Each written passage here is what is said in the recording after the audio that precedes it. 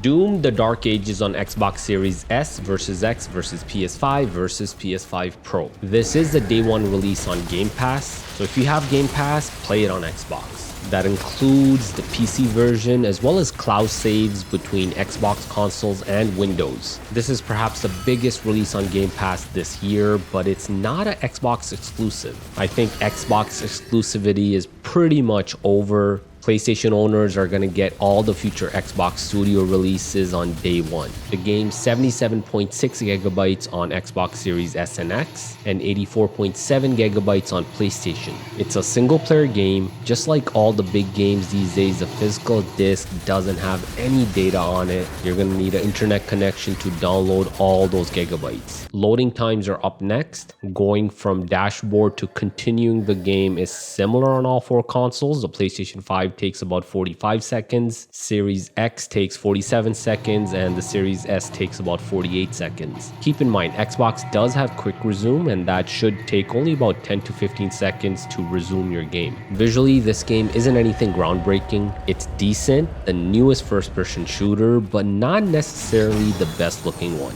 There's no graphic mode selection. All four consoles have just the one default. All four consoles have 60 FPS. There's no 120 Hz mode. Good on the developers to completely skip a pointless 30 FPS quality mode, but they perhaps should have had that 120 Hz mode, at least on the Series X and PS5. The game looks really blurry, especially on the Series S, and perhaps it even looks like a downgrade when you compare it to Doom Eternal at times. There's forced ray tracing global illumination across all consoles. There's no toggle to turn that off, so all the lighting, all the shadows, globally that does use ray tracing, and it's perhaps one of the reasons for why the game's really blurry. Now, there is no ray trace reflections. You can see here some footage from PS5 Pro. I was trying to get the perfect angle to kind of see reflections in this water puddle, and you can see they're not ray traced. Xbox Series S runs at max 900p resolution, but can go as low as 650p. Xbox Series X and the base PS5 target 1440p resolution, with 1080p being on the low end. PS5 Pro seems to be targeting around 1800p on the upper limit, but even that drops to around 1200p. And if I'm being honest, there doesn't really seem to be much of a difference on the PS5 Pro versus the Series X and the base PS5.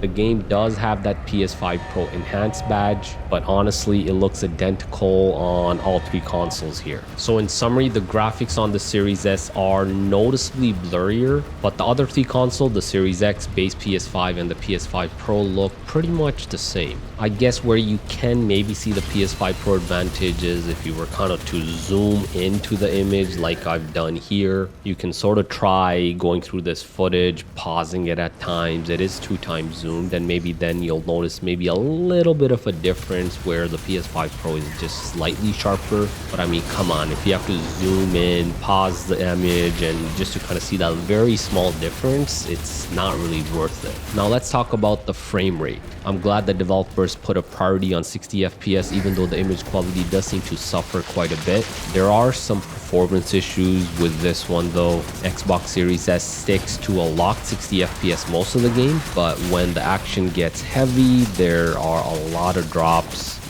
of about 3 to 4 FPS at times. I mean, this isn't huge, especially for a single player game, and not really something you're gonna notice while playing, but the drops are there on this weaker Series S. The more powerful Xbox Series X runs the game much better. Pretty much a solid locked 60 FPS at all times. You can see the side-by-side comparison here where the Series X holds a solid 60 while the Series S drops some frames. Xbox Series X also shines when you compare it to PlayStation 5. In terms of the frame rate, the base PS5 console runs Doom: The Dark Ages the worst. There's significant FPS drops into the mid-50s and even low 50s at times. Pretty much at every major crowded encounter, there's drops on that base PS5 console. And these drops are even worse than what I saw on the Series S. The PS5 Pro also gets drops, but not as much as the base PS5.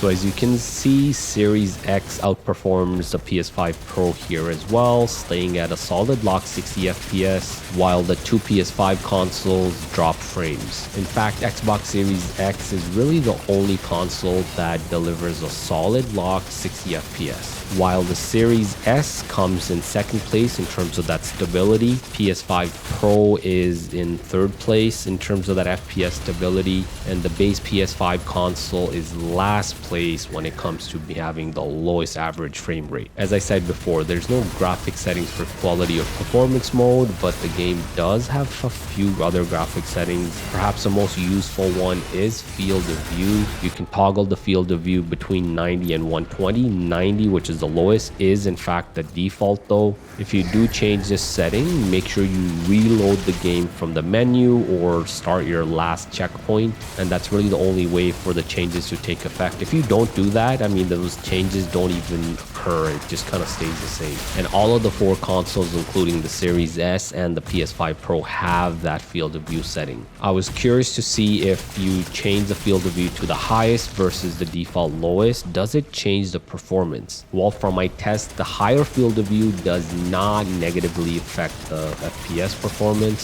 So similar FPS, sort of similar drops when you are kind of setting that field of view to the highest, to the lowest. It doesn't seem to make much of a difference. But what does get negatively affected are the graphics. The game gets even more blurry when you play in that max field of view. It almost feels like an Xbox One game on the Series S. And really, once again, the same sort of story on the PS5, similar drops with that field of view on default low versus the maximum 120. In both cases, the base console is dropping into the mid 50s, the low 50s. And of course, with the higher field of view, you do seem to get a lower resolution. The game does appear a little bit more blurry as well. Another setting I played around with is the sharpness. I tested this on all four consoles, and the sharpness toggle seems to make no difference at all to the graphics. So something's broken here with this setting. I did also play around with motion blur, and even that one didn't seem to make much of a difference. Also, a quick note on all the cutscenes, they do seem to be at 60 FPS, and of course you do get those cinematic bars on the top and bottom. Overall, Doom the Dark Ages is a blast to play in terms of the gameplay, but people that are expecting this to be a leap forward in terms of the visuals are really going to be disappointed. That forced ray trace global illumination really seems to be hurting image quality and even the FPS performance. And that's what you need to know about Doom the Dark Ages on Xbox Series S versus X versus PS5 versus PS5 Pro. For the rest of the video, check out some more gameplay with that FPS counter shown.